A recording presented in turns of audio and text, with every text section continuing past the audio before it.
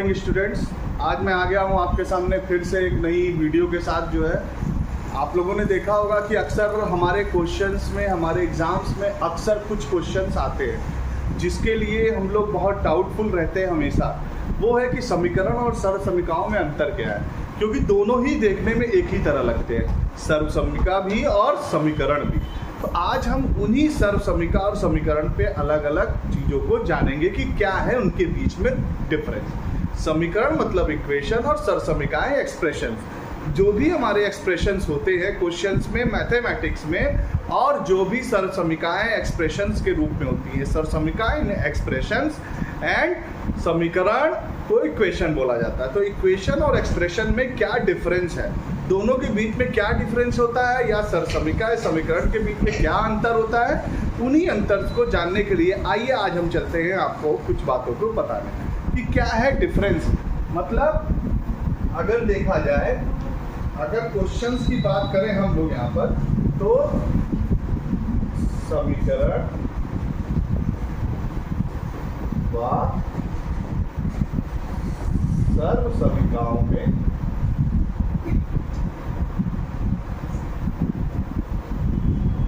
अंतर, इसकी चर्चा आज हम लोग करने चले। मतलब इक्वेशंस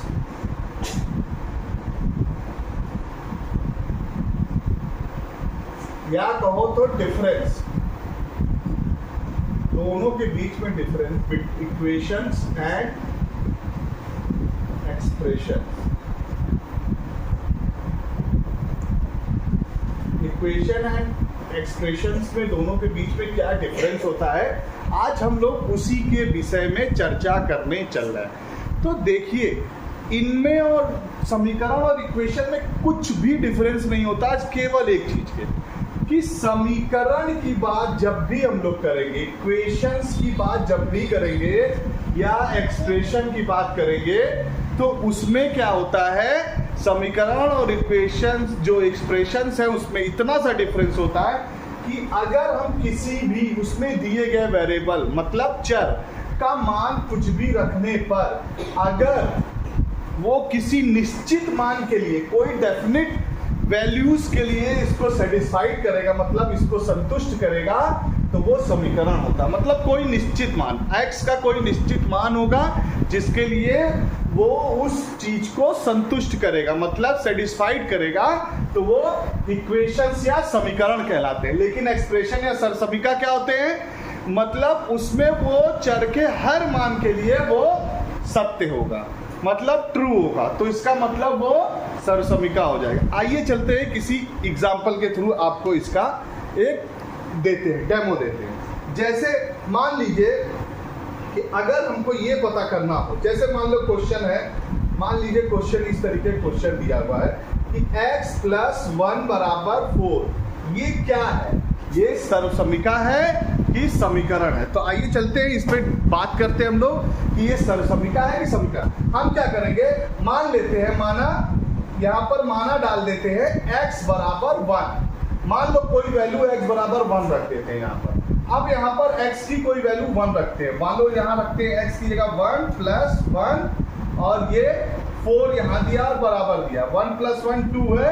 और ये देखिए, ये दोनों आपस में बराबर नहीं आए, ये दोनों बराबर नहीं आए। अगर बराबर आए होते तो फिर हम कोई x का मान रखते, फिर वहां पर वैल्यू निकालते, और फिर एक आध और x का मान रखते, फिर वैल्यू निकालते। अगर हर मान के लिए ये दोनों बराबर आ रहे होते, दायां पक्ष और बायां पक्ष, मतलब यहां देखो left hand side is not equal to right hand side, मतलब दायां पक्ष बराबर बायां पक्ष नहीं है।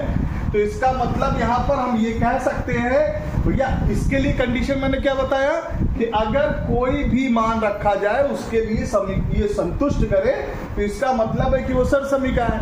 अगर संतुष्ट नहीं करता है किसी भी एक मान के लिए भी, तो वो इक्वेशन हो जाता है। मतलब अब यहाँ पर अगर कोई ऐसा मान होगा, जैसे मान लो अगर यदि हम लोग रखे यहाँ पर x = 3, तब यहाँ रखो तो 3 + 1 = 4, तो 4 = 4, मतलब left hand side equal to right hand side. अब देखो यहाँ पर x के मान 3 के लिए ये इसको संतुष्ट कर रहा है, तो इसका मतलब ये इसका हल हुआ। संतुष्ट कर रहा मतलब हल हुआ, तो इस समीकरण का एक हल निकला, तो इसका मतलब है कि ये समीकरण हो गया। तो ये क्या हो गया, ये एक्सप्रेशन हमारा निकल के जो आया है ये क्या हो जाएगा, समीकरण हो जाएगा। इससे हमको पता चल गया कि ये क्या है, समीकरण है, ना कि सर्वसमीका। आइए चलते हैं और भी चलते हैं, और किसी इस पे चलते हैं, क्वेश्चन पे चलते हैं। जैसे मान लीजिए ये क्वेश्चन दिया हुआ है, मान लो ये क्वेश्चन दिया है 2x + 1 = 2x + 2। अब ऐसा दिया है, चलो हम लोग इसको क्या करते हैं, सॉल्व करते हैं। ठीक है, सॉल्व करेंगे, कैसे पता चलेगा। मान लो सपोज करो हम यहाँ माना x = 1 ले लेते हैं, तो यहाँ 2 और 1 + 1 = 2, 1 + 2। यहाँ पर करेंगे 2 × 2 हो जाएगा, यहाँ करेंगे 2 × 2 + 2 हो जाएगा, ये हो गया 4, और यहाँ पर आया 4। इसका मतलब left hand side = right hand side. यहाँ पर देखो दोनों आपस में बराबर चल रहा है। चलो अच्छा, एक और मान ले लेते हैं भाई, अभी एक से नहीं पता चलेगा ना, तो माना x = 2 ले लेते हैं। अब यहाँ फिर रखो 2 + 1 = 2 × 2 + 2। यहाँ करेंगे 2 × 3 हो जाएगा, और यहाँ 2 यहाँ पर क्या हो जाएगा, ये 4 हो जाएगा +2, ये हो जाएगा 6 = 6। यहाँ क्या आया, यहाँ पर भी left hand side = right hand side.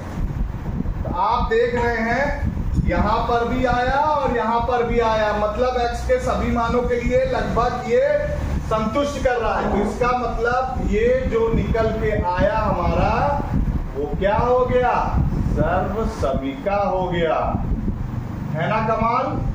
ये क्या हो गया, सर्वसमीका हो गया। मतलब अब हम लोग अगर देखें, पहले वाले में हमने बताया कि यदि कहीं पर भी आपको दिख गया कि x के मान के लिए वो संतुष्ट नहीं कर रहा है, तो इसका मतलब है कि x का कोई एक मान या 2 मान होगा जिसके लिए वो समीकरण उसको संतुष्ट कर रहा होगा। तो जहां पर किसी भी चर के लिए जो चर उसमें दिया हुआ है, उसमें दिए गए चर का अगर किसी निश्चित मान के लिए वो उसको संतुष्ट कर रहा होगा तो वो समीकरण हो जाएगा, और अगर हर मान के लिए संतुष्ट कर रहा होगा तो वो सर्वसमीका हो जाएगा।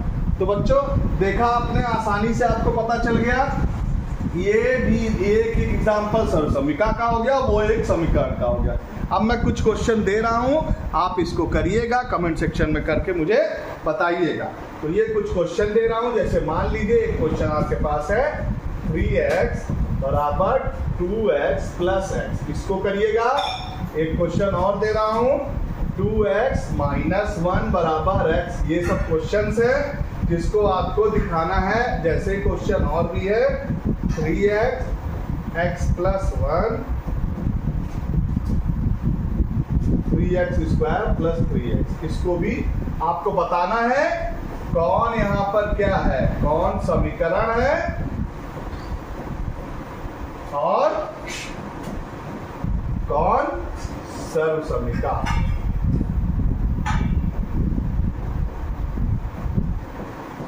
ठीक है, तो ये क्वेश्चन कुछ दिए हुए हैं जिसको आप करके कमेंट सेक्शन बताएंगे, और किसी भी तरह का डाउट होगा तो आप कमेंट सेक्शन में पूछ सकते हैं।